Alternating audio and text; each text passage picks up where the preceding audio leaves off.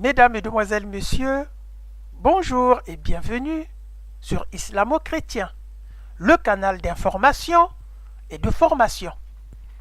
En scrutant le net, notamment YouTube, nous sommes tombés sur une vidéo de Karim Hanifi qui renseigne aux musulmans comment les chrétiens ne sont pas concernés par l'interdiction du porc.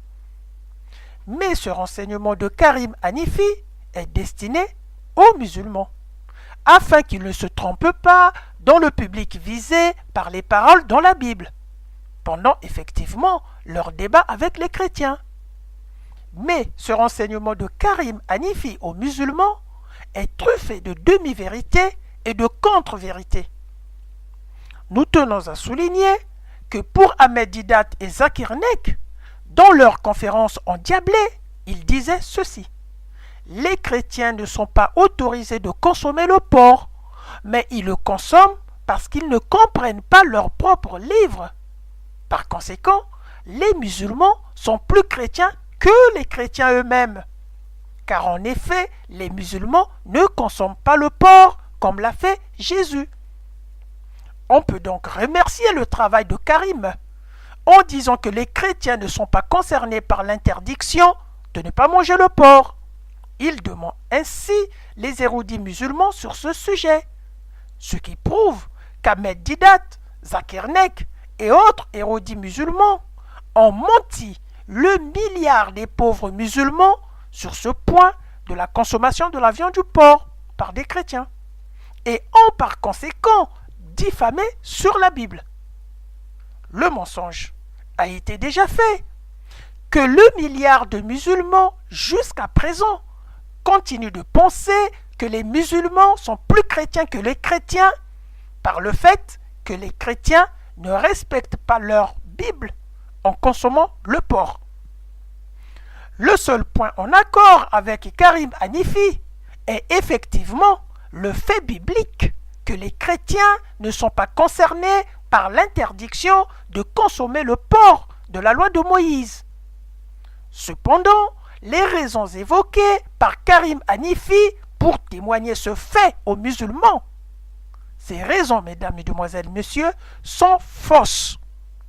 Et nous allons le démontrer dans cette vidéo. Regardons tout de suite la vidéo intégrale de Karim Hanifi sur les chrétiens et le porc, et on se retrouve tout de suite après.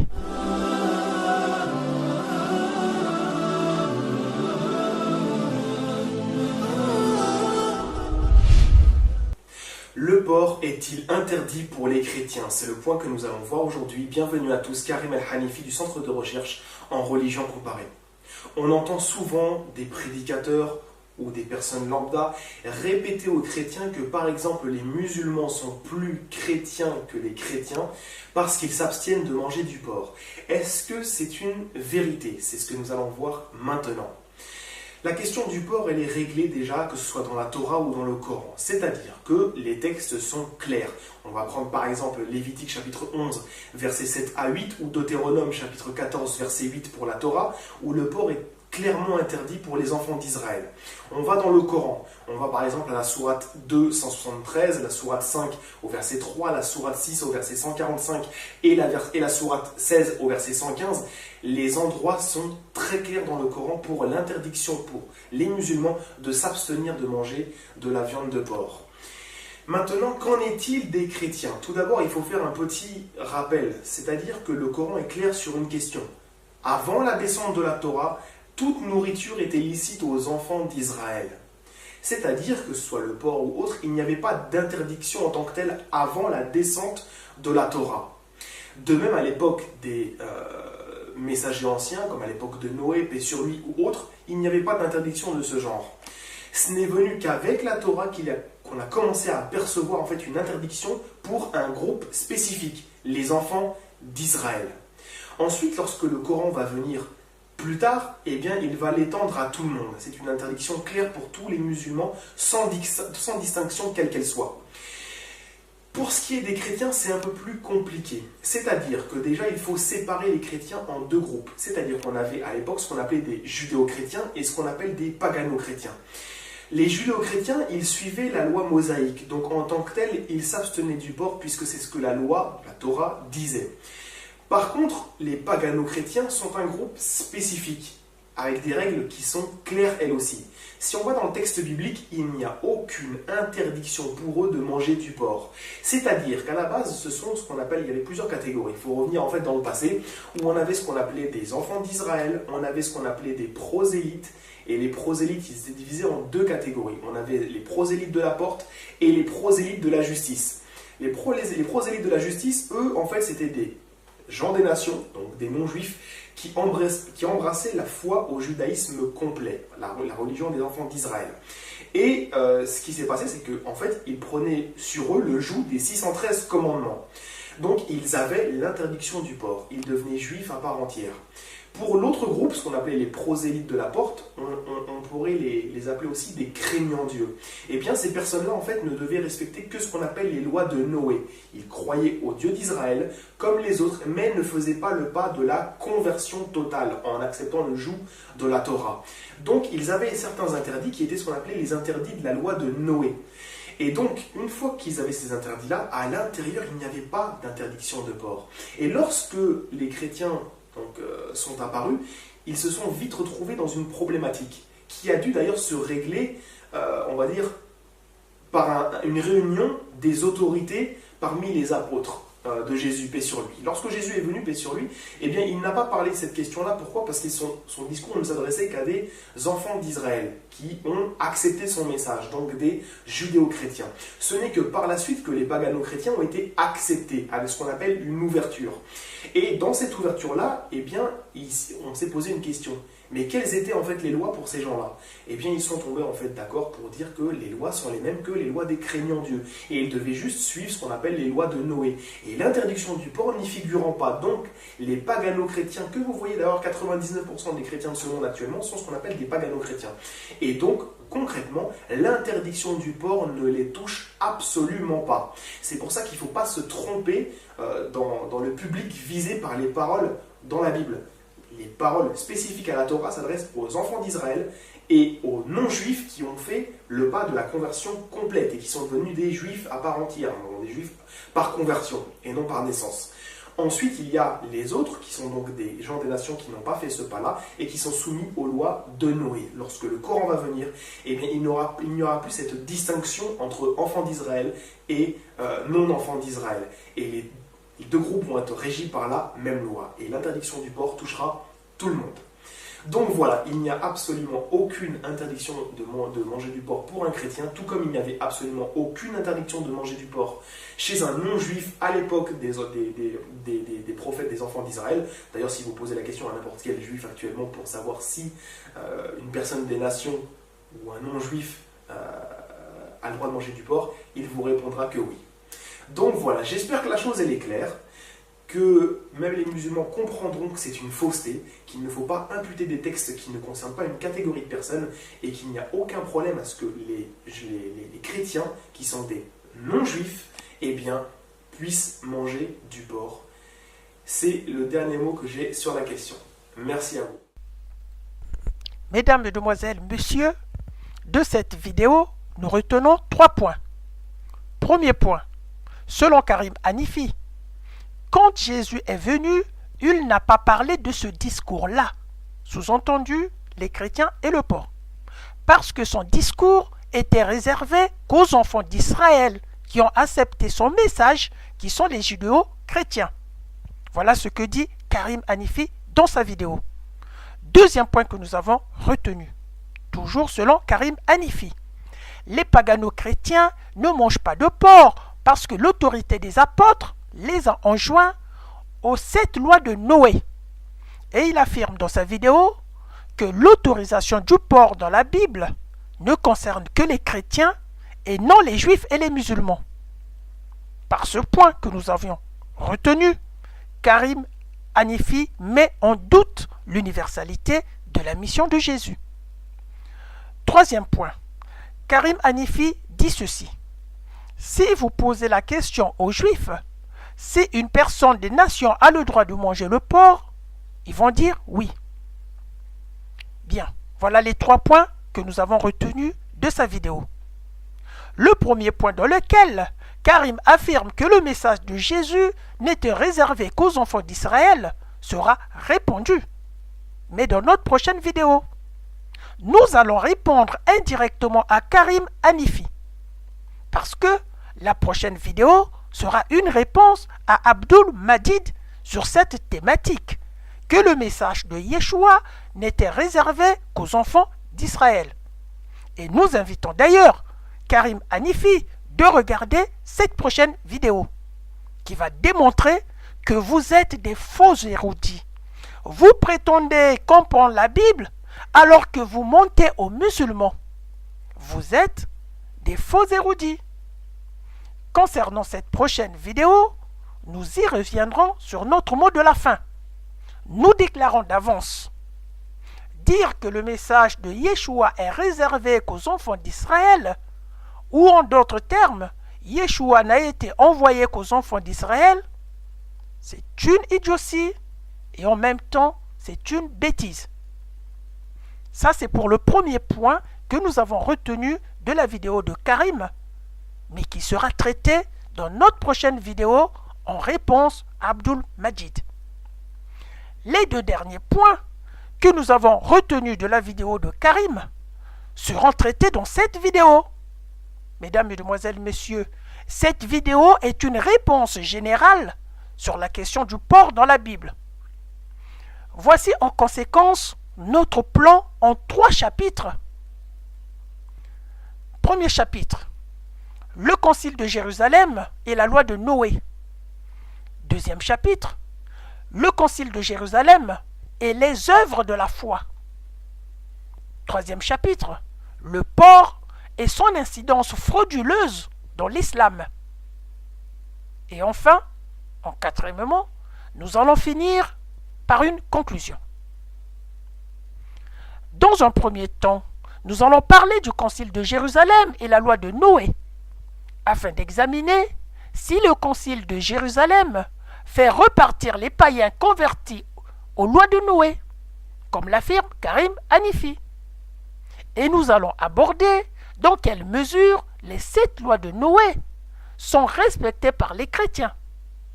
Nous allons montrer les signes avant-coureurs de l'autorisation latente du porc dans la Bible, à partir du sermon sur la montagne.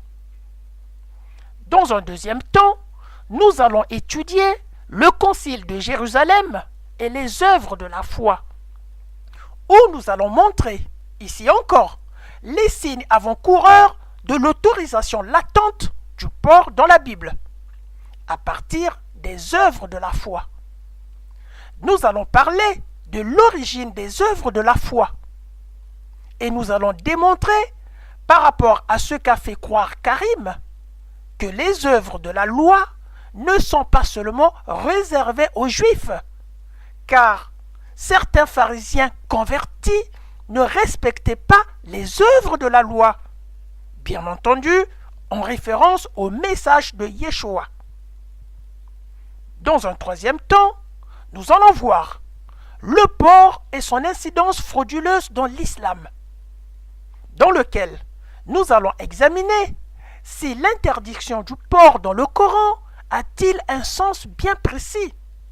Sinon, comment considérer son incidence?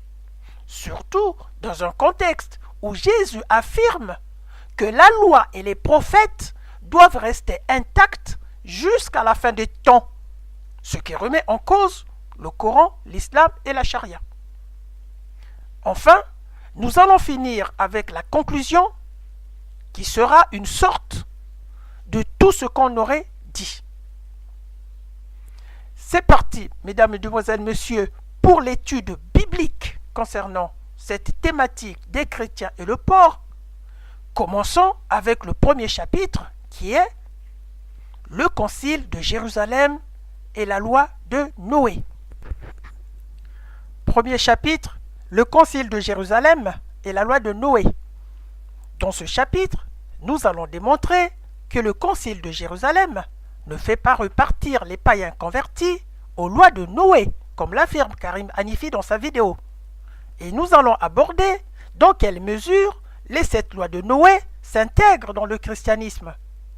Nous allons montrer les signes avant-coureurs de l'autorisation latente du porc dans la Bible à partir du sermon sur la montagne.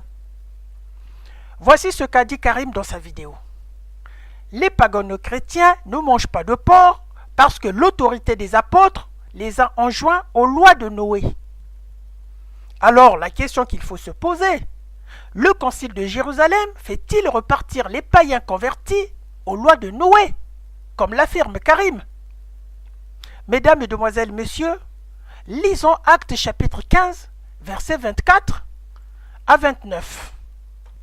Ayant appris que quelques hommes partis de chez nous, et auxquels nous n'avions donné aucun ordre, vous ont troublés par leurs discours et ont ébranlé vos âmes, nous avons jugé à propos, après nous être réunis tous ensemble, de choisir des délégués et de vous les envoyer avec nos bien-aimés Barnabas et Paul.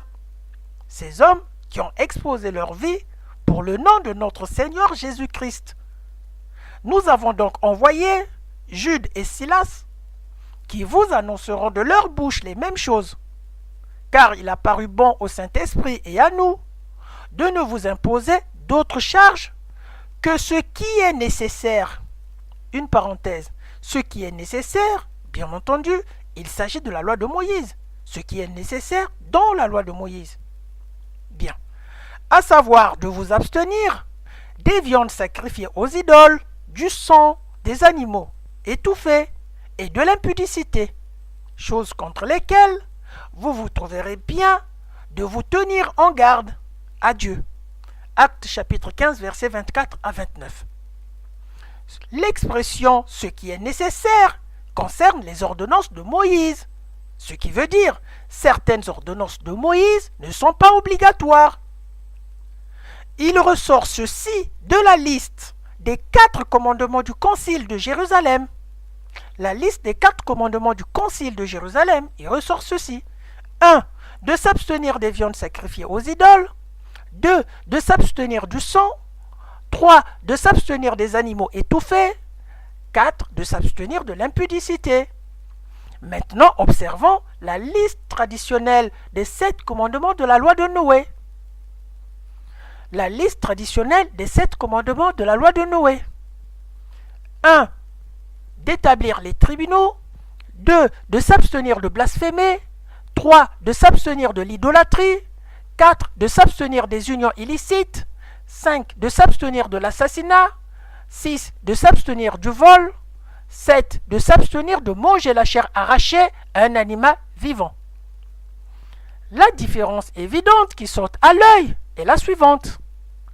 Dans la liste du Concile de Jérusalem, il y a 4 commandements, tandis que celle de la loi de Noé, il y a 7 commandements. Donc, 4 commandements d'un côté et 7 commandements de l'autre, il y a une différence. D'autre part, la loi de Noé parle qu'une seule fois de tabou alimentaire, et c'est dans son 7e commandement, à savoir de s'abstenir de manger la chair arrachée à un animal vivant. Ceci, mesdames, mesdemoiselles, messieurs, est largement suffisant pour contredire Karim sur l'idée du retour à la loi de Noé. Cependant, on peut remarquer sur les 4 commandements du Concile de Jérusalem, certains commandements peuvent s'intégrer sur la loi de Noé. Et dans ce cas, il y en a 2 seulement.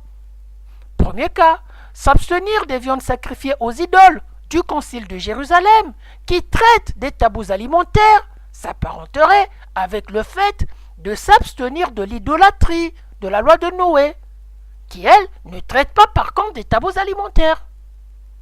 Deuxième cas, s'abstenir de l'impudicité du Concile de Jérusalem s'apparenterait avec le fait de s'abstenir des unions illicites de la loi de Noé. Et ceci est la principale concordance entre la loi de Noé et le Concile de Jérusalem. Les 2 derniers commandements du Concile de Jérusalem n'ont pas d'équivalent avec la loi de Noé, M. Karim. N'ont pas d'équivalent.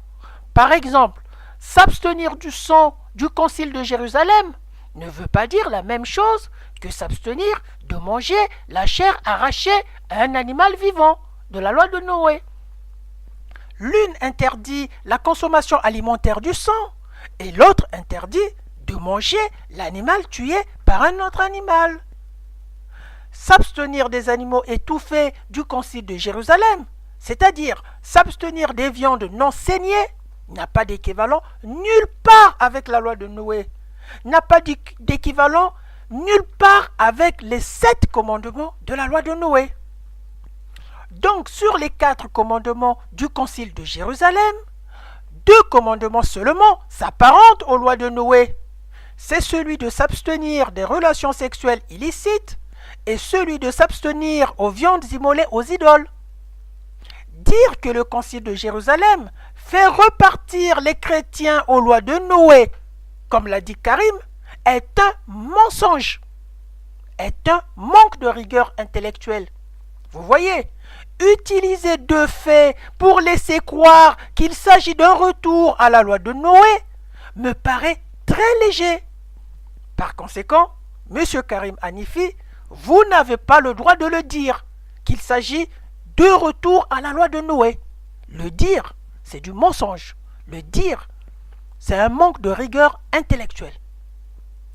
Après que nous l'avons expliqué qu'il ne s'agit pas de retour à la loi de Noé, la question que peuvent se poser ceux qui nous écoutent, ceux qui suivent cette vidéo, si les chrétiens respectent la loi de Noé. Et nous allons, mesdames, mesdemoiselles, messieurs, répondre à cette question. Bien. Au-delà des 4 commandements du concile de Jérusalem, les chrétiens obéissent à la parole de Dieu. Les chrétiens obéissent à la Bible. Et dans cette parole figure la loi à laquelle les chrétiens obéissent. Donc, nous allons voir si les 7 lois de Noé sont respectées par les chrétiens. Dans l'ancienne alliance, dans l'Ancien Testament, il y a dans la Torah, c'est-à-dire dans la loi, il y a la loi d'amour de Dieu et les 2 lois de Moïse. Donc nous avons 3 lois dans la Torah. La loi d'amour de Dieu et les 2 lois de Moïse. La loi d'amour de Dieu, c'est tout le récit des 10 commandements de Dieu. Voir Exode chapitre 20.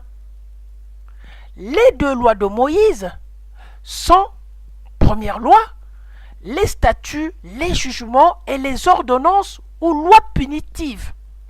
Voir Exode chapitre 21. La deuxième loi de Moïse sont les lois cérémonielles ou lois sur les sacrifices et les offrandes. Voir Exode chapitre 25.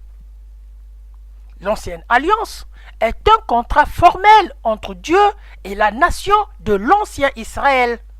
Elle consistait à un peuple qui est celui des enfants d'Israël. Si ce peuple obéissait aux lois divines et servait d'exemple au reste du monde. Voir Exode chapitre 19 versets 5 à 6 et Deutéronome chapitre 4 versets 1 à 10.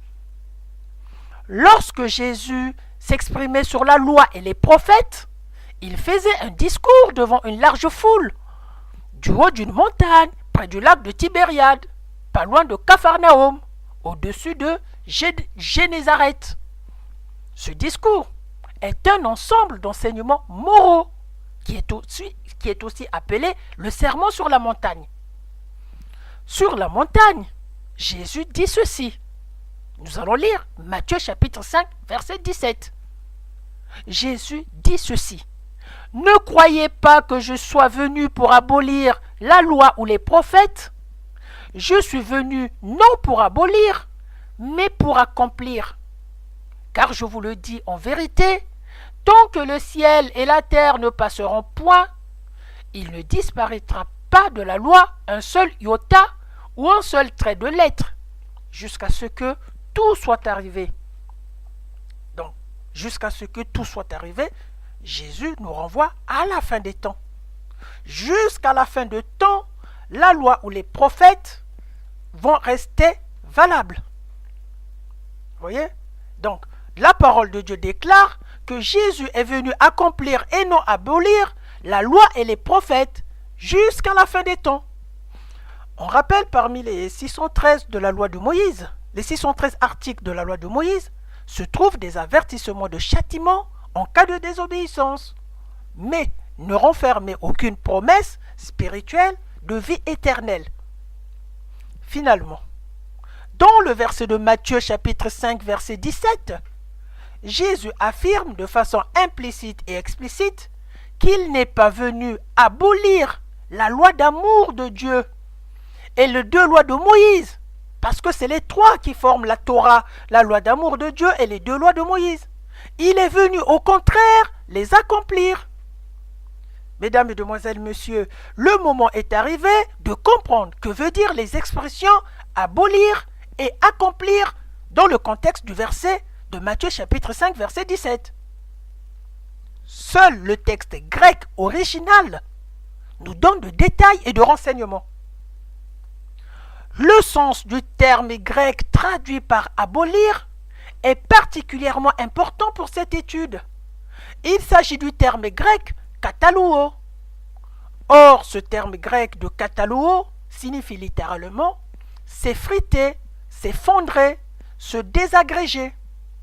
Ce terme katalouo est utilisé 17 fois dans le Nouveau Testament. Il est employé pour désigner la destruction du temple juif par les Romains en Matthieu chapitre 26 verset 61, en Matthieu chapitre 26 verset 40. Il est aussi utilisé en Actes chapitre 6 verset 14 pour désigner la décomposition d'un cadavre. Ce terme peut aussi avoir la signification élargie de renverser, rendre vain, ou encore priver de succès, ou invalider. Mesdames, Mesdemoiselles, Messieurs, après vous avoir donné son explication étymologique en langue grecque, il devient particulièrement important de l'étudier et de le comprendre dans le contexte de son utilisation en Matthieu chapitre 5 verset 17. La première remarque est que abolir est mis en opposition avec accomplir, puisqu'il est écrit « Je suis venu non pour abolir, mais pour accomplir ». Vous voyez, abolir est bien mis en opposition avec accomplir. Opposition. Bien. Mais cette expression « Je suis venu non pour abolir, mais pour accomplir » du verset de Matthieu chapitre 5, verset 17, veut dire quoi? Cette expression veut dire Jésus n'est pas venu pour s'opposer à la loi et aux prophètes. Il n'est pas venu empêcher l'accomplissement de la loi et les prophètes sur sa personne. Dans ce sens, il respectait la loi, il aimait la loi, il obéissait à la loi. Jésus a été l'exemple même d'une personne intègre, une personne sans péché. C'est pourquoi Jésus a accompli les paroles prophétiques de la loi sur sa conduite, donnant ainsi l'exemple de sa perfection personnelle, car la loi n'a pas pu l'atteindre du moment où il n'a pas affiché un défaut quelconque. En résumé, Jésus n'a pas aboli la loi pour faire valoir son intérêt personnel. Au contraire, il a laissé que la loi s'accomplisse sur lui. Mais il était sans défaut et la loi n'a pas pu l'atteindre. Christ a accompli la prophétie de la loi qui le concerne, en Luc chapitre 24, verset 44. Il a accompli aussi les exigences de la loi, sous peine de malédiction. Galates chapitre 3, verset 10 à 13. Bien que Jésus n'ait pas venu interdire la loi, mais croire que la loi a un caractère d'application, on précise bien d'application éternelle, est une interprétation fondée sur une mauvaise interprétation des paroles de Jésus et de l'intention du passage de Matthieu chapitre 5 verset 17. Dans le sermon sur la montagne, les principales ordonnances ou recommandations de Jésus se situent dans les versets suivants. Prenez vos Bibles et retenez ces versets. Matthieu chapitre 5 versets 21 à 22, Matthieu chapitre 5 versets 27 à 28, Matthieu chapitre 5, versets 31 à 32, Matthieu chapitre 5, versets 33 à 36, Matthieu chapitre 5, versets 38 à 41, Matthieu chapitre 5, versets 43 à 44. Lorsqu'on fait l'exégèse de tous ces versets que nous venons de vous donner, l'exégèse de tout le discours du sermon sur la montagne, des versets que nous avons énumérés, on constate que Jésus lui-même a montré l'esprit général de la loi, a modifié dans son application. Que la pratique, mais pas la loi, pas l'écriture de la loi. De cet esprit général, comment reconnaître les ordonnances de la loi à ne pas appliquer? On en déduit aisément que les ordonnances de la loi de Moïse à ne pas appliquer sont celles qui ne font pas partie de l'amour et de la morale. Ce qui est logique, parmi lesquels on trouve les tabous alimentaires, les châtiments corporels, etc., etc. Les tabous alimentaires, les châtiments corporels ne font pas partie de l'amour et de la morale. Par conséquent, les tabous alimentaires et les châtiments corporels ne sont pas obligés d'être suivis. Mesdames, Mesdemoiselles, Messieurs, les propos du sermon sur la montagne tenu par Jésus sont des signes avant-coureurs, finalement, de l'autorisation latente du porc et d'autres autorisations aussi. Pourquoi? Parce que le porc ne fait pas partie de la loi de l'amour de Dieu et de la loi de la morale de Dieu. Bien, le dessein de la Torah est éternel. Aucune iota de loi ne doit être changée. Mesdames, Mesdemoiselles, Messieurs, pourquoi Jésus le dit? Alors qu'il y a dans le même sermon sur la montagne des signes avant-coureurs de l'autorisation latente du porc et d'autres autorisations. Pourquoi Jésus dit le dessein de la Torah est éternel, aucune iota de loi ne doit être changée? En même temps, il y a des signes avant-coureurs de l'autorisation du porc et d'autres autorisations qui ne font pas partie de la loi de la morale et de la loi de l'amour. En effet, car le but de la loi, le but de la Torah est de produire la connaissance du péché et par conséquent de conduire à la repentance. Mais la loi n'est pas pour ceux qui sont déjà sauvés. Pour son origine, nous allons lire 1 Timothée 1,9. La loi n'est pas faite pour le juste, mais pour le méchant. 1 Timothée chapitre 1 verset 9. La Torah, ou bien la loi en français, est le guide pour la vie du croyant, pour connaître ce qui est bien et ce qui est mal, ce qui est péché et ce qui est saint, ce qui plaît à Dieu et ce qui déplaît à Dieu. C'est ça le rôle de la Torah.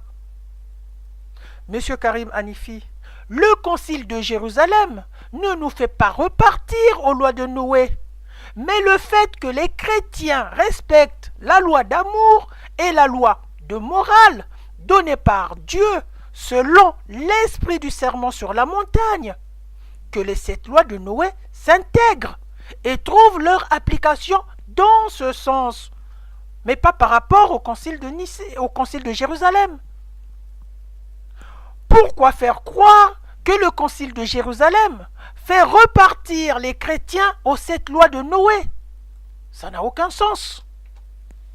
Dire que le concile de Jérusalem fait repartir les païens convertis au christianisme aux lois de Noé, non seulement c'est un argument faux, mais aussi un manque de rigueur intellectuelle et une incapacité de faire du travail de fond. Bien, mesdames, mesdemoiselles, messieurs, après avoir démontré que les commandements du concile de Jérusalem n'ont rien à voir avec les commandements de Noé, nous allons à présent examiner les conclusions du concile de Jérusalem. Les conclusions du concile de Jérusalem sur ce point, avec le chapitre suivant. Deuxième chapitre, le concile de Jérusalem et les œuvres de la foi. Nous allons montrer ici encore les signes avant-coureurs de l'autorisation latente du porc dans la Bible, à partir, cette fois-ci, des œuvres de la foi. Nous allons parler de l'origine des œuvres de la foi et nous allons démontrer, par rapport à ce qu'a fait croire Karim, que les œuvres de la loi ne sont pas seulement réservées aux Juifs, car certains pharisiens convertis ne respectaient pas les œuvres de la loi, et nous allons le démontrer. Ce chapitre est un autre reproche à Karim Hanifi qui ne connaît rien de la Bible. Ils se prétendent tous des érudits en religion comparée, alors qu'ils ne le sont pas. La plupart du temps, ils ont la connaissance littérale de la Bible, mais ils n'ont pas la compréhension qui va avec. Voici ce qu'il dit dans sa vidéo.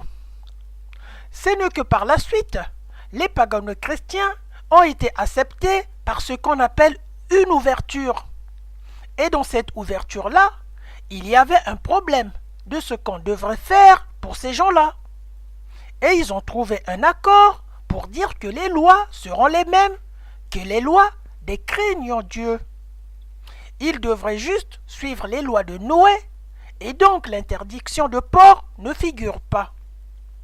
Quand vous voyez actuellement les 90% des chrétiens de ce monde, c'est ce qu'on appelle les pagano-chrétiens, et donc concrètement, l'interdiction du porc ne les touche absolument pas. C'est pourquoi il ne faut pas se tromper dans le public visé par les paroles dans la Bible. Mesdames, Mesdemoiselles, Messieurs, on ne peut pas parler de la loi biblique, de l'interdiction du porc, sans parler de la loi de Moïse de façon générale. L'interdiction du porc fait partie de la loi de Moïse. Donc, on ne peut pas parler de l'interdiction du porc sans parler de la loi de Moïse pour traiter le sujet de l'application de la loi. Pas traiter le sujet de la loi, qui lui, nous l'avons vu, est valable jusqu'à la fin de temps, mais pour traiter le sujet de l'application.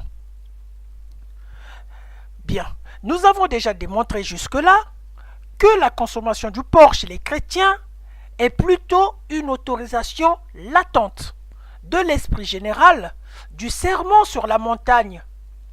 Et c'est l'esprit général du sermon sur la montagne qui oriente le chrétien vers la loi de l'amour et de la morale.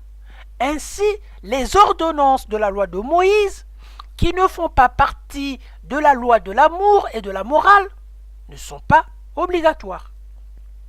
Cette fois-ci, nous allons voir une autre donnée qui ressort en examinant le Concile de Jérusalem. Et ce dossier qui ressort du Concile de Jérusalem n'est autre que l'œuvre de la foi, ou bien au pluriel, les œuvres de la foi, mises en avant par le Concile. Quelles sont les origines des œuvres de la foi? Les œuvres de la foi viennent directement de Jésus lui-même. En effet, Jésus déclare dans Jean chapitre 11, versets 25 à 26, nous lisons: « Je suis la résurrection et la vie. » Écoutez bien, les œuvres de la foi. Jésus dit: « Je suis la résurrection et la vie. Celui qui croit, voilà l'œuvre de la foi, celui qui croit en moi vivra, quand même il serait mort. Et quiconque vit et croit en moi ne mourra jamais. » Crois-tu cela? Et plus loin dans Jean chapitre 14, versets 19 à 20, Jésus déclare: « Encore un peu de temps, et le monde ne me verra plus. Mais vous qui avez cru en moi, vous me verrez, car je vis et vous vivrez aussi.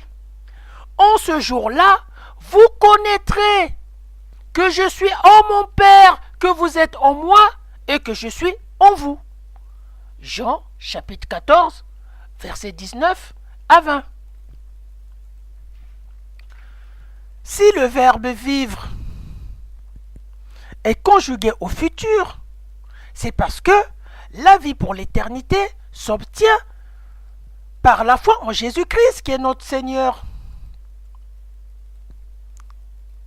Les œuvres de la foi pour être sauvés, C'est Jésus qui l'indique clairement dans la Bible, selon Jean chapitre 3, versets 16 à 17, où Jésus a dit, écoutez bien, car Dieu a tant aimé le monde, c'est Jésus qui parle, car Dieu a tant aimé le monde qu'il a donné son Fils unique, afin que quiconque croit en lui, ce sont encore les œuvres de la foi, afin que quiconque croit en lui ne périsse point, mais qu'il ait la vie éternelle.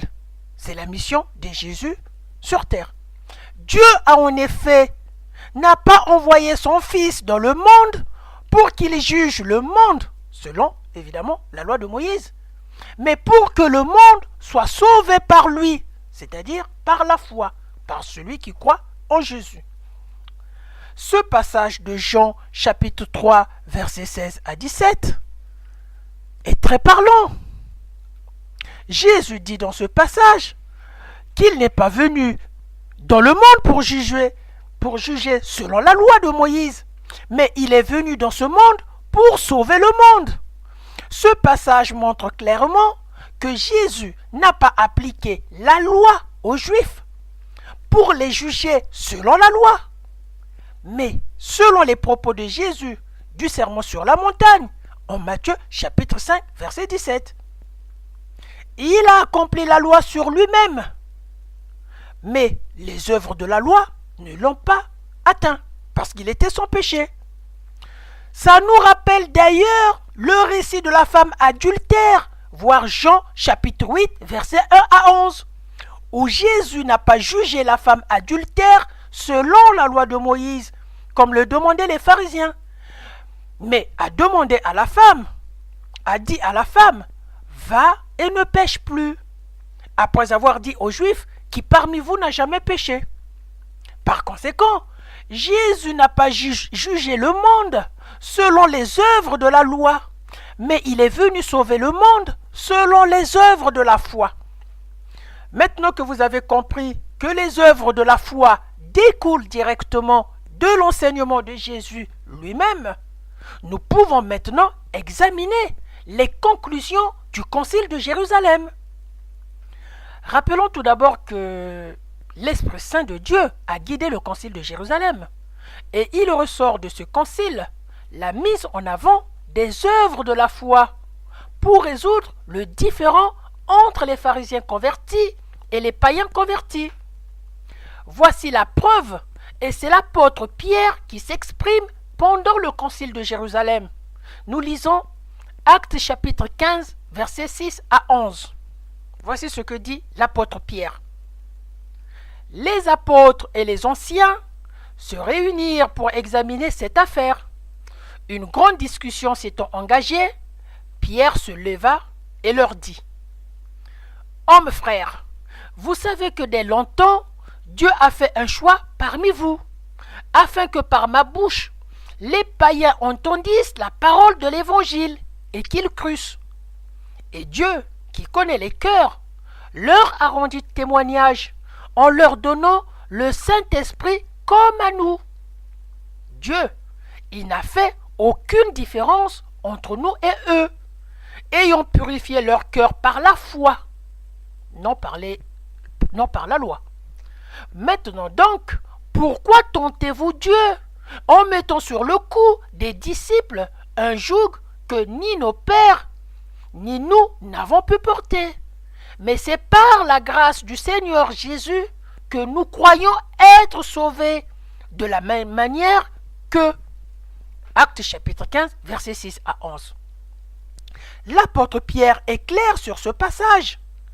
Les païens et les juifs sont liés par la foi et non par les œuvres de la loi. Exiger les œuvres de la loi, c'est tenter Dieu, dit l'apôtre Pierre, qui finit en disant « Les païens et les juifs sont sauvés de la même manière ». L'expression « païens et juifs sont sauvés de la même manière » veut dire qu'il y a égalité dans le traitement. En vertu de cette égalité dans le traitement, faire croire que l'autorisation du port ne concerne que les seuls païens convertis et non les pharisiens convertis est une diffamation. Karim Hanifi. Karim Hanifi dit également ceci. Si vous posez la question aux Juifs, si une personne des nations a le droit de manger le porc, ils vont dire oui. C'est dans ce sens qu'il fait croire dans sa vidéo que la décision du Concile de Jérusalem consiste à interdire le porc aux Juifs et à autoriser le porc aux païens. À l'image de ceci qu'il a dit dans sa vidéo concernant les païens qui intégraient le judaïsme. Il a dit ceci. Ils avaient certains interdits, ce qu'on appelle les lois de Noé. Et une fois ils avaient ces interdits-là, à l'intérieur, ils n'avaient pas d'interdit de porc. Ce rapprochement entre la loi de Noé et le judaïsme traditionnel est clair. L'idée que les pagans chrétiens n'avaient pas d'interdit de porc selon Karim Hanifi. Vous voyez? Voilà, mesdames, mesdemoiselles, messieurs, le summum de l'idiotie et de la bêtise. Les musulmans arrivent à des déductions, mais vraiment fausses bibliquement. Monsieur Karim Hanifi, tu ne comprends pas la Bible. Arrête, s'il te plaît, de mentir les musulmans.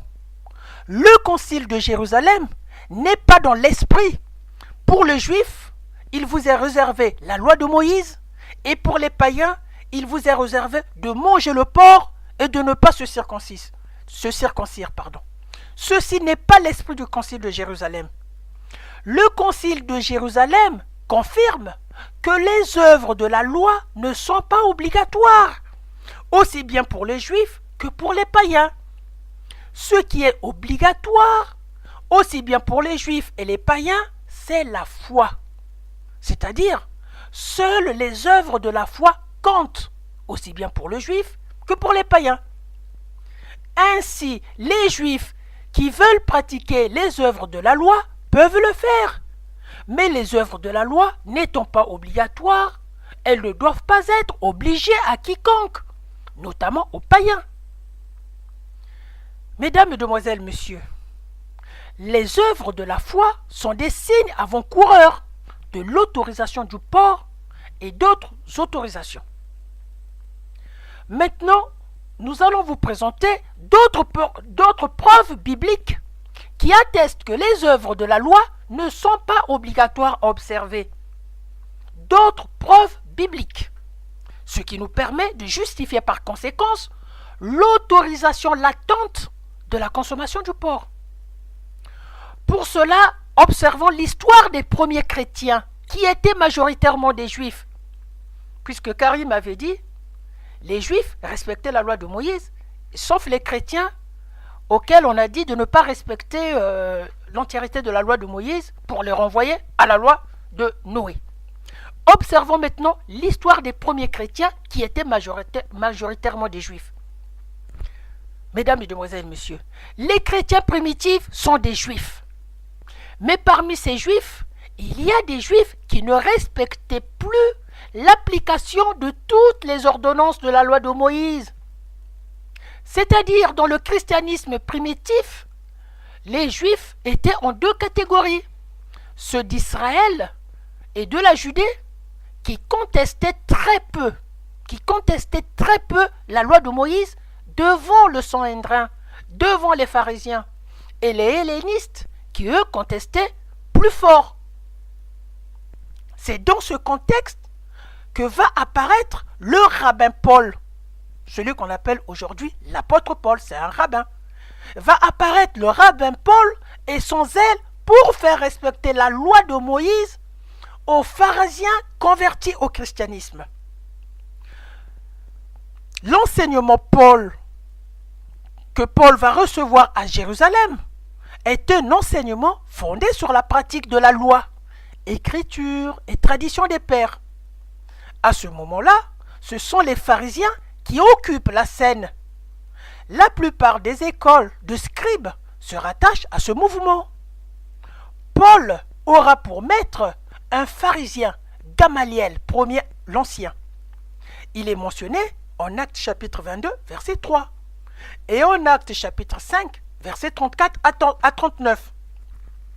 Paul, ou bien le rabbin Paul, a appris au pied de Gamaliel les règles de l'interprétation des Écritures élaborées par Hillel. Et il se rattachait au courant de Hillel et jouissait d'un grand prestige parmi ses contemporains. Voir Actes chapitre 5, verset 34. Et dans la tradition juive, c'est un des rares docteurs à être nommé rabbin, titre plus honorifique que celui de rab ou celui de rabbi. Donc, le rabbin Paul était nommé rabbin, qui est un titre plus honorifique que celui de rab ou de celui de rabbi. Le rabbin Paul était sûrement un brillant disciple. Son zèle l'a vite fait remarquer, puisqu'il va jouer un rôle important alors qu'il est encore jeune. Cette importance ira d'ailleurs croissant. Le rabbin Paul, en effet, sera le moteur de la persécution des chrétiens. Galates chapitre 1 verset 12. Il a choisi de suivre la tendance la plus rigide au sujet de la loi dans le judaïsme. Il s'est ainsi engagé à pratiquer la mission juive auprès des païens pour les convertir dans le judaïsme, selon les critères les plus sévères. Paul, le rabbin Paul, pour le judaïsme, il a prêché la circoncision pour quiconque voulait embrasser le judaïsme. Voir Galates chapitre 5 verset 11. Le rabbin Paul pressent que la place d'Israël, du temple, de la loi de Moïse sont en cause dans ce nouveau mouvement qui est le christianisme. Le discours d'Étienne a sûrement fait prendre conscience à Paul de la menace que représentait la nouvelle doctrine pour sa foi. Il ne faisait pas de distinction entre hellénistes et hébreux qui s'attachaient encore à la loi. Son fanatisme ne lui permettait pas d'entrer dans des considérations typiquement modernes, d'autant plus qu'il ne devrait pas connaître les différences entre les deux groupes des chrétiens primitifs, qui sont les juifs de Jérusalem et de la Judée d'un côté et les juifs hellénistes de l'autre côté. Pour lui, pour le rabbin Paul, il fallait mettre fin à la secte chrétienne qui refuse de respecter toutes les ordonnances de la loi de Moïse, en poursuivant ses adeptes jusqu'à la mort. Étienne sera la première victime. Mesdames, Mesdemoiselles, Messieurs, vous avez la preuve que le rabbin Paul a persécuté tous les juifs qui sont les disciples du Christ, en particulier ceux qui refusaient de respecter toutes les ordonnances de la loi de Moïse. Nous ne l'avons pas inventé. C'est la Bible qui elle-même qui parle.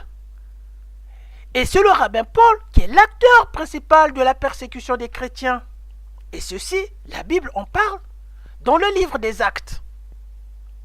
Alors, monsieur Karim Hanifi, si seul païen qui ne respectait pas la loi de Moïse, ou en d'autres termes, si seuls les païens étaient invités à ne pas respecter la loi de Moïse, avec comme sujet particulier l'autorisation de manger le porc, pourquoi les chrétiens primitifs, qui étaient des juifs, refusaient de respecter la loi de Moïse? Monsieur Karim Hanifi, la réponse est toute simple. L'explication est à trouver dans l'esprit des œuvres de la foi. Parce que ce sont les œuvres de la foi qui sauvent et non les œuvres de la loi. Vous voyez? Alors, comment comprendre que ces mêmes juifs qui refusaient de respecter l'intégralité des ordonnances de la loi de Moïse vont vouloir imposer certaines ordonnances de Moïse aux païens? Comme par exemple l'obligation de ne pas manger le porc et l'obligation de circoncision. Comment comprendre? D'un côté, ils ne respectent pas toutes les ordonnances, de l'autre côté, ils essaient de faire respecter un minimum d'ordonnances, par exemple l'obligation de ne pas manger le porc. La réponse à cette question est simple. Pour la réponse à cette question, l'explication n'est pas du tout biblique, puisqu'ils sont en contradiction envers eux-mêmes. Ils sont incohérents envers eux-mêmes. D'un côté, ils ne respectent pas l'intégralité de la loi de Moïse, de l'autre côté, ils veulent les faire appliquer. Ils sont en contradiction envers eux-mêmes. Ils sont incohérents envers eux-mêmes. Mesdames, Mesdemoiselles, Messieurs, s'ils sont en contradiction envers eux-mêmes, s'ils sont incohérents envers eux-mêmes, l'explication est à chercher du côté psychologique.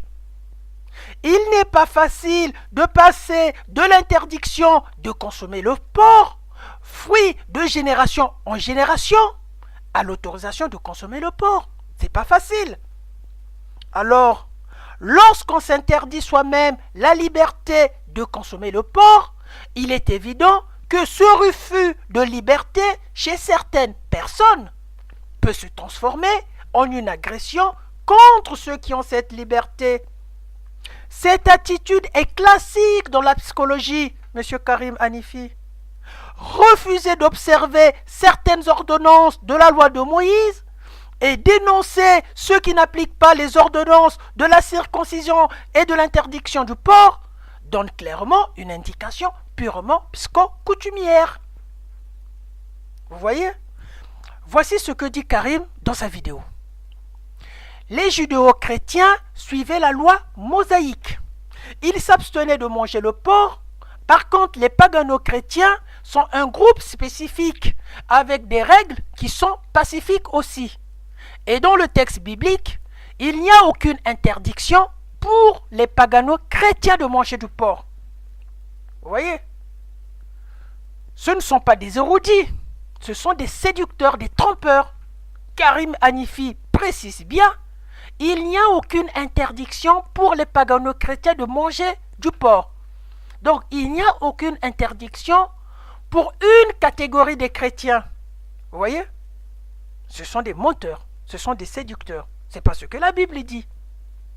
Monsieur Karim Hanifi, si les judéo-chrétiens suivaient la loi mosaïque et s'abstenaient de manger le porc, pourquoi la Bible relate tant de judéo-chrétiens persécutés par le rabbin Paul? Leur seule faute était de ne pas respecter la loi de Moïse. Sinon, pourquoi tant de juifs chrétiens au début de l'Église ne respectaient pas la loi de Moïse? Dire que les judéo-chrétiens respectaient la loi de Moïse au début du christianisme est un mensonge. Ce qui prouve que tu lis la Bible sans la comprendre. Et c'est toi qui cherches à faire des débats. Passons au 3e chapitre. 3e chapitre, le porc et son incidence frauduleuse dans l'islam. Dans ce chapitre, nous allons examiner si l'interdiction du porc dans le Coran a-t-il un sens précis? Sinon, comment considérer son incidence? Surtout dans un contexte où Jésus affirme que la loi et les prophètes doivent rester intacts jusqu'à la fin des temps, ce qui remet en cause le Coran, l'islam et la charia. Dans ce chapitre, nous n'allons parler que des tabous alimentaires dans l'islam, comme nous avons fait pour la Bible. Nous n'avons pas parlé des autres ordonnances de Moïse. Et donc, l'équité est de mise. Le prophète Moïse a prescrit un certain nombre de propriétés à observer, enregistrées dans une classification munie de différents signes. Et ces différents signes sont composés de ruminations et de sabots. C'est-à-dire, écoutez bien, ces différents signes sont composés de ruminations et de sabots. Donc, l'interdiction de la consommation du porc fait partie d'une classification des espèces animales en fonction des critères de rumination et de sabots fondus. Telle est la loi de Dieu, comme le révèle le passage biblique suivant. Lisons Lévitique chapitre 11, versets 1 à 3. L'Éternel s'adressa à Moïse et à Aaron et leur dit, « Parlez aux Israélites et dites-leur, voici parmi tous les grands mammifères terrestres ceux que vous pourrez manger. Tous ceux qui ont le sabot fondu et qui ruminent. » Lévitique chapitre 11, versets 1 à 3. La Bible révèle un secret surprenant.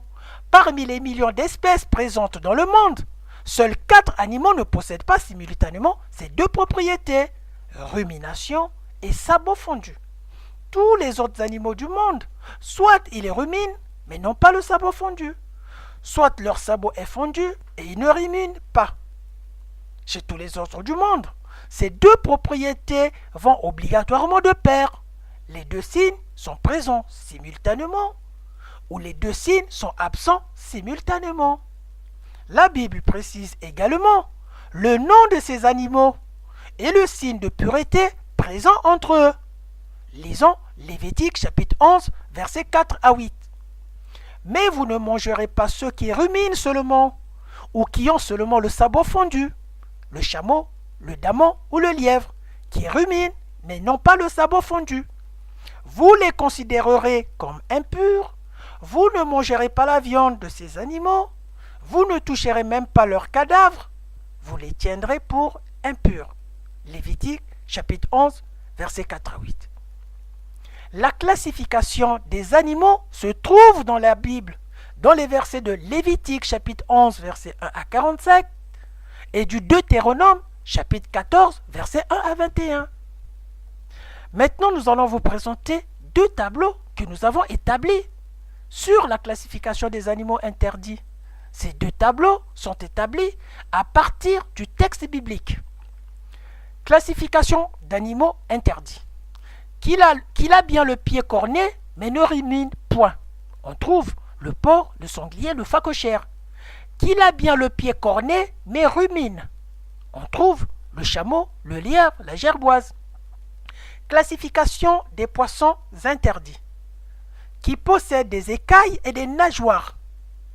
On trouve naturellement les fruits de mer et les crustacés. Qui volent et qui ont 4 pieds. On trouve la taupe, la souris, le lézard, le hérisson, la grenouille, la tortue, le limaçon, le caméléon. Il existe aussi une classification des oiseaux interdits que nous n'avons pas mise ici pour ne pas saturer la diapositive. Mesdames, Mesdemoiselles, Messieurs, que pouvons-nous dire suite à la classification de Moïse? Le judaïsme a édicté une liste d'interdits assez marquée et multiple, dans laquelle sont interdits certains animaux, classés par catégorie, soit terrestres, soit aquatiques, soit volatiles. Bien entendu dans l'Ancien Testament. Donc tous les tabous alimentaires n'ont pas ciblé les animaux de façon particulière, mais plutôt une classification de façon générale qui confirme que la loi a bien un but spirituel pour les enfants d'Israël. Vous voyez, les interdits des tabous alimentaires s'expliquent à la lumière de la Bible. Les tabous alimentaires ont bien un but spirituel à la lumière de la Bible. Cependant, l'islam a édicté beaucoup moins d'interdits, mais il a ciblé les animaux, ce qui est le contraire de l'esprit de la loi de Moïse sur les tabous alimentaires, puisque la loi de Moïse cible une classification et non les animaux. Vous voyez, de plus dans le sermon sur la montagne, Jésus est clair, il a dit ceci.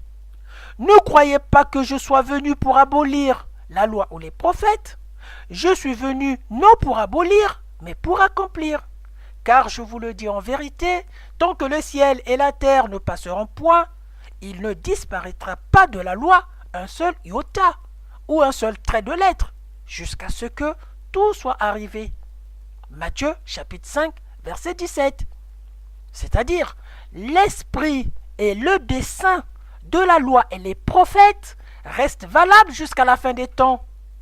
Et les chrétiens observent jusqu'à la fin des temps l'esprit et le dessein de la loi et les prophètes, puisque ça reste valable jusqu'à la fin des temps. On rappelle que les ordonnances de la loi de Moïse restent valables jusqu'à la fin des temps. Pourquoi? Pourquoi les ordonnances de la loi de Moïse restent valables jusqu'à la fin du temps? Mais il y a un but spirituel, pour nous rappeler le péché, afin que nous évitions de pécher. Mais seule l'application de certaines ordonnances ne sont pas obligatoires. Par contre, dans l'islam, ils ne savent pas pourquoi le porc est interdit. Il n'y a aucune raison de cette interdiction dans le Coran. Posez la question à un musulman, Pourquoi le porc est interdit dans l'islam? C'est tomber dans l'apostasie. Tout ce qu'ils savent faire bêtement, c'est de réciter les sourates du Coran qui interdisent de manger la bête trouvée morte, le sang et la viande du porc. Voir sourate Al-Baqarah, Coran chapitre 2, verset 172. Sourate Al-Maïda, Coran chapitre 5, verset 3. Sourate Al-Nam, Coran chapitre 6, verset 145. Et sourate An-Nal, Coran chapitre 16, verset 115. Malgré les méthodes modernes d'élevage qui rendent le porc propre, les méthodes modernes d'élevage rendent le porc propre à la consommation. Mais pour le musulman, le porc est toujours sale et paresseux. Pour les musulmans, le porc mange des restes dans les poubelles et même des cadavres. Donc il est porteur de maladies parasitaires dans le ver solitaire qui est le ténia. Et pourtant le Coran ne le dit pas. Le Coran, contrairement à la Bible, n'explique pas pourquoi le porc est interdit. Les musulmans sont obligés d'inventer des histoires sur le porc. Donc tout ce qu'ils disent sur le porc ne se trouve pas dans le Coran. Ils sont obligés d'inventer. D'autres font campagne sur son aspect laid hideux. Qu'est-ce que la laideur a à voir avec la consommation du porc? Ils font la campagne pour son aspect de ses pieds courts, son museau saillant, ses poils rugueux, sa peau épaisse.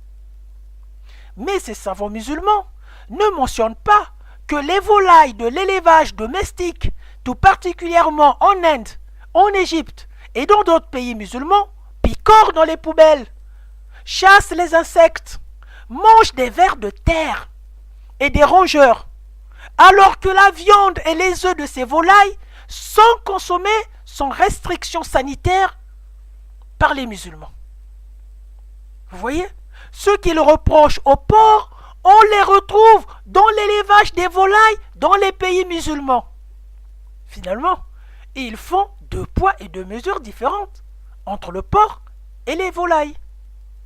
De même, les poulets élevés en batterie dans l'agroalimentaire sont nourris de farine animale et de poissons, ce qui rend les volailles carnivores, alors que Dieu ne les a pas créés carnivores. On peut déduire que ces volailles devenues carnivores sont devenues impures. Mais pour les musulmans, ces volailles sont pures. C'est le porc qui est impur. Vous voyez, c'est le summum de l'imbécilité. D'autres savants musulmans donnent des explications faussement médicales, des explications faussement scientifiques. Vous voyez, ils sont obligés d'inventer des raisons, puisque le Coran n'en donne pas, dans le but de maintenir dans le mensonge les musulmans, en les faisant croire que le porc est impur, alors que la science ou la médecine n'interdisent pas la consommation du porc. Vous voyez, la science et la médecine n'interdisent pas la consommation du porc. Les musulmans ont inventé des raisons faussement médicales. Mais, nul doute, cette interdiction du porc dans l'islam est une copie de la Bible, mal comprise par l'auteur du Coran. Car Moïse ne cible pas les animaux, mais une classification des animaux considérés impurs à la consommation. Dans la Bible, l'interdiction du porc est spirituelle. En effet, Dieu a donné la loi aux enfants d'Israël pour les apprendre la discipline avec les interdits et qu'ils se rappellent du péché. Tandis que dans l'islam, l'interdiction du porc dans l'islam revêt qu'une simple importance symbolique, que des raisons fondées du point de vue spirituel, comme le cas de la Bible, comme c'est dans la Bible. Ceci, mesdames, mesdemoiselles, messieurs, c'est la conséquence frauduleuse de la loi sur l'interdiction du porc dans l'islam. Nous allons maintenant conclure cette présentation. Conclusion. Cette conclusion est une sorte de récapitulatif de tout ce que nous avons élaboré. Voici ce que dit Karim Hanifi pour le judaïsme. Il dit ceci. Pour l'autre groupe, les prosélytes de la porte, on pouvait les appeler aussi des craignants Dieu. Pour eux, ils pouvaient respecter que ceux qu'on appelle les lois de Noé. Ils croyaient au Dieu d'Israël comme les autres, mais ne faisaient pas le pas de la conversion totale. Ils n'avaient pas le joug de la Torah. Ici, Karim vient d'expliquer pourquoi les païens convertis au judaïsme, qui était le courant des prosélytes de la porte, n'avaient pas le joug de toute la Torah. Et tout de suite après, il fait un lien avec le christianisme en disant ceci. Donc les pagano-chrétiens avaient certains interdits, ce qu'on appelle les lois de Noé. Et une fois ils avaient ces interdits-là, à l'intérieur, ils n'avaient pas d'interdit de porc. Ici, Karim Hanifi renvoie les païens chrétiens aux lois de Noé, au même titre que les païens dans le judaïsme sont renvoyés aux lois de Noé. Vous voyez, en écoutant ces propos, nous avons compris la démarche utilisée par Karim Hanifi. Il a comparé l'accueil des païens dans le judaïsme et l'accueil des païens dans le christianisme, dans les deux cas par les juifs. Et il arrive au résultat suivant. Les apôtres de Jésus étant des juifs, ils ont traité les païens dans le christianisme, comme les juifs traitent les païens dans le judaïsme. Ne pas les charger du joug de la Torah en les renvoyant aux seules lois de Noé. De même, les apôtres de Jésus n'ont pas chargé les païens du joug de la Torah en les renvoyant aux lois de Noé. La méthode comparative utilisée par Karim entre les juifs du judaïsme et les juifs du christianisme pour l'accueil des païens est une méthode biaisée. Il a comparé l'incomparable. Dès lors, s'il comprenait la Bible, il aurait percuté que le Nouveau Testament est dans un autre esprit que l'Ancien Testament en ce qui concerne la question de l'application de la loi. Par exemple, un exemple avec Jésus lui-même, un exemple direct de Jésus. La loi juive exigeait aux Juifs de ne pas aller dans le territoire des païens pour éviter le contact avec des idoles païennes. Mais Jésus est rentré dans la Samarie païenne, en route de la Galilée vers Jérusalem. Et arrivé à Jérusalem, Jésus glorifie les païens. Comment Jésus glorifie les païens? Il glorifie les païens samaritains en donnant aux Juifs la parabole du bon samaritain, que tout le monde connaît.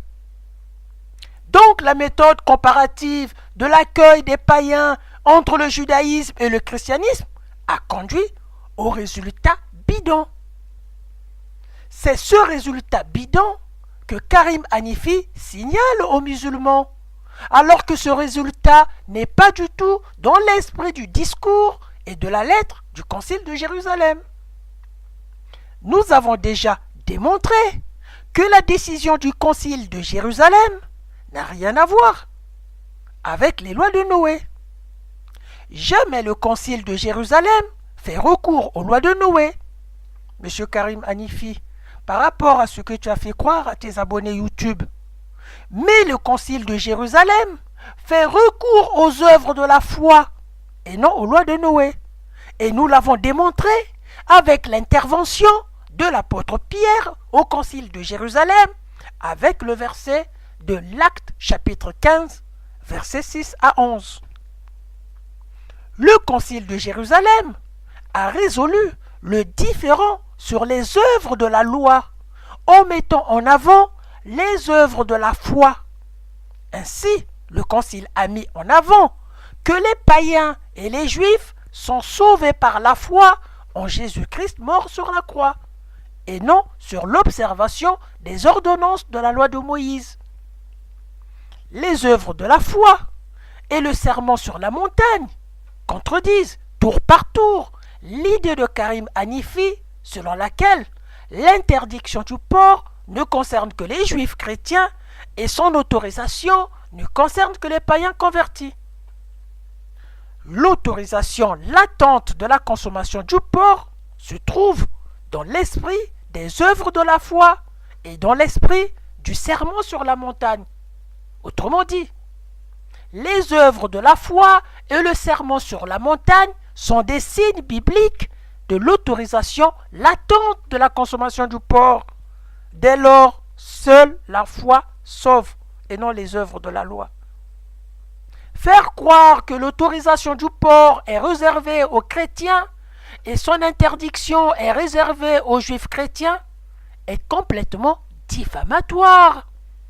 Car les œuvres de la foi et le sermon sur la montagne concernent tous les chrétiens sans distinction. Sont aussi faux les arguments de Karim selon lesquels l'autorisation à la consommation du porc dans la Bible ne concerne uniquement que les chrétiens et non les juifs et les musulmans. La différence ici, Karim a englobé les juifs et les musulmans. Et il dit dans sa vidéo, le Coran a décrété l'interdiction du porc pour tout le monde. Karim réduit dans ce cas la mission de Jésus. Comme si la mission de Jésus n'est pas universelle. Or, lorsque Jésus prononce le sermon sur la montagne, ça concerne tout le monde. Lorsque Jésus annonce les œuvres de la foi, ça concerne également tout le monde. Pourquoi? Jésus dit, les œuvres de la foi sont celles qui sauvent, tandis que les œuvres de la loi sont valables jusqu'à la fin des temps, pour nous rappeler à ne pas transgresser la loi de Dieu, pour nous rappeler le péché. Cette information biblique est universelle. Pourquoi? D'autant plus, Jésus dit lors du sermon sur la montagne, jusqu'à la fin des temps. L'expression sont valables jusqu'à la fin des temps nous rappelle l'universalité et le jugement de l'humanité. Il n'est donc pas question, également, d'un nouveau scripturaire dans l'avenir, d'une nouvelle Torah qui viendra abroger celle de Moïse pour justifier l'islam. La Torah de Moïse est valable jusqu'à la fin du temps. Ce message est de Jésus, il est universel, il nous rappelle l'universalité et le jugement de l'humanité. Si dans la Bible, la Torah a été donnée pour discipliner les enfants d'Israël et leur rappeler le péché, si les tabous alimentaires ne visent pas les espèces animales directement, mais la classification sous les signes de rumination et de sabots fondus. Mais alors, dans le Coran, on ne sait pas pourquoi Allah a interdit le porc. Les raisons d'interdiction du porc ne sont pas données dans le Coran. Les savants musulmans ont imaginé et inventé les raisons, comme par exemple le porc est sale, alors que nos élevages actuels font du porc un animal propre. Avec la loi islamique, c'est la loi de Moïse et ses 613 commandements qui sont abrogés. Dès lors, Mahomet a déclaré avoir le même Dieu que celui des Juifs et des chrétiens. Or, Jésus a affirmé que la loi de Moïse n'est pas abolie, il l'a accomplie sur lui. C'est-à-dire, la loi de Moïse et le message des prophètes sont valables jusqu'à la fin du temps. Tel est le message universel de Jésus, qui nous rappelle le jugement à la fin des temps. Vous voyez, pour avoir abrogé la loi de Moïse, Mahomet est un faux prophète et l'islam est une supercherie. Fin de cette présentation. Mesdames, Mesdemoiselles, Messieurs, ceux qui connaissent Karim peuvent le signaler de cette vidéo et nous attendons de lui sa réponse. La prochaine vidéo parlera d'Abdul Majid, un autre imposteur qui se prend pour un érudit et qui raconte que des énormités. Nous allons lui répondre selon les propos qu'il soutient, que Jésus n'a été envoyé qu'aux enfants d'Israël, selon Abdul Majid dans plusieurs vidéos. Pour la prochaine vidéo, nous ne savons pas encore l'intensité verbale que nous allons utiliser pour faire face au sommité d'Abdul Majid. Cette réponse à l'adresse d'Abdul Majid concernera aussi Karim Hanifi, Zakir Naik, etc., qui ont fait croire aux musulmans que Jésus était venu seulement pour les enfants d'Israël. La Bible parlera. Les versets bibliques seront utilisés. Bien, nous avons été bannis de Facebook pour avoir publié que de la vérité sur l'islam. Vous voyez? Nous n'avons pas été bannis pour avoir publié du mensonge, mais nous avons été bannis de Facebook pour avoir publié que de la vérité sur l'islam. Nous allons humilier les musulmans sur le sujet de la Bible. Tant qu'ils s'en serviront pour mentir les musulmans, nous allons les humilier en disant les vérités. Soit ils diront des vérités sur la Bible, ainsi qu'il sera clair, l'islam n'a pas de raison d'être, bibliquement. Soit ils arrêteront de parler de la Bible et de changer de sujet, par crainte de vérité. Soit ils disparaîtront de YouTube à cause de leurs mensonges. Croyez-moi. Mesdames, Mesdemoiselles, Messieurs, nous vous disons salut et à bientôt pour la prochaine vidéo. Que Dieu vous bénisse.